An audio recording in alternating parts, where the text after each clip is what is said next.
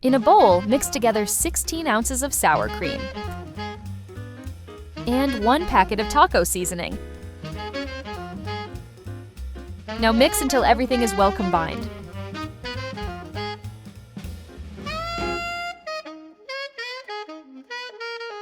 Then, set the mixture aside. In a casserole dish, add 31 ounces of refried beans. Then, add a half cup of salsa. Now, smooth it out evenly across the bottom.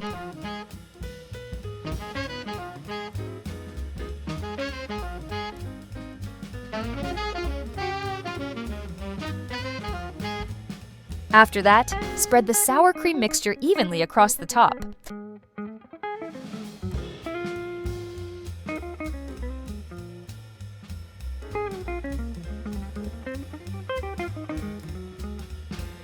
Then, top it with a bag of taco blend cheese. Next, add some diced green onions. Now, add some diced tomatoes.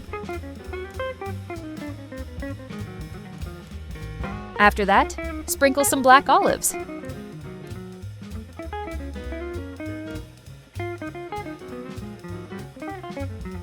Finish it off with some sliced jalapeños.